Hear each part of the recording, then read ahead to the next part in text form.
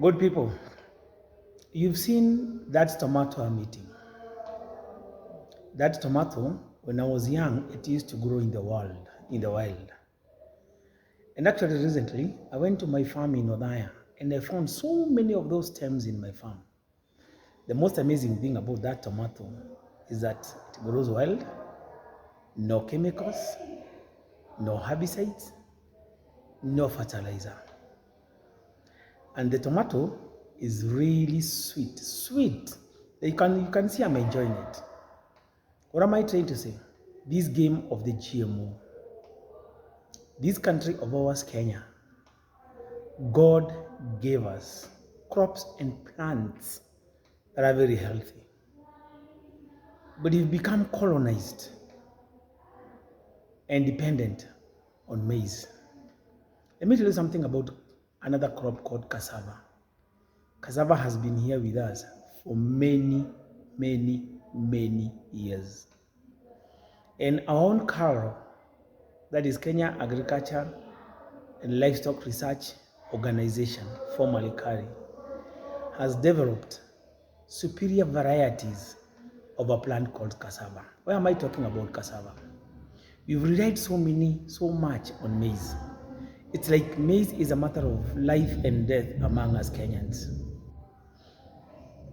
When I was looking at the plant called cassava, one, cassava is rich, high in minerals. Very high in minerals. Number two, it's drought resistant.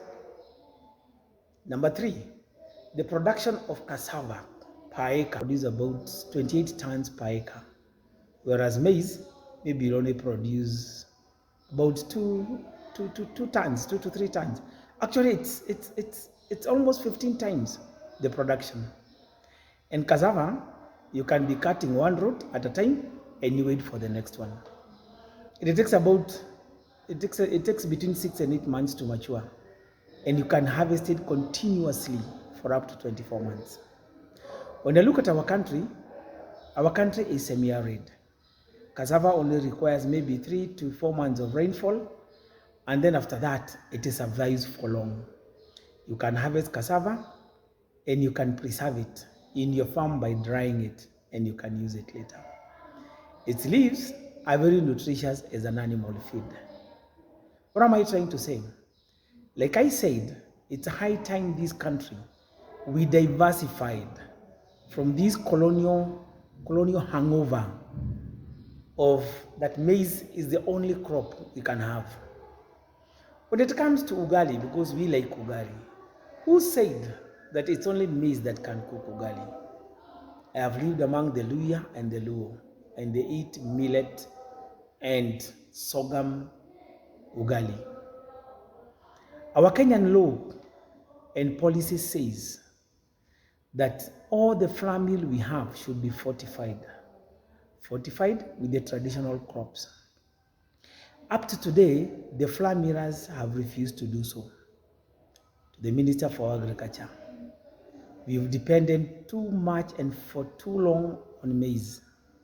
2/3 of our country is semi-arid. Maize can't grow there, but cassava can grow there. Let's avoid GMO. Let's go for improved traditional crops that don't require chemicals, don't require a lot of fertilizer. What am I saying? We have cassava, we have yams, we have sweet potatoes, we have millet, we have sorghum. I mean, Kenyans, the government, policy, intervention. Let's avoid GMO. Results from other countries says it's dangerous. As for that tomato I was eating, do you know how many chemicals and for how long the modern tomatoes, the moneymaker, the kamongo is sprayed? Actually, when you're eating those tomatoes, you are simply eating chemicals. But that tomato you are seeing me eating there, that's, my mother used to call it, kanyanya kama imanyoni. Kanyanya kama imanyoni. That is what my mother used to call it. But I can tell you I ate it, it's sweet.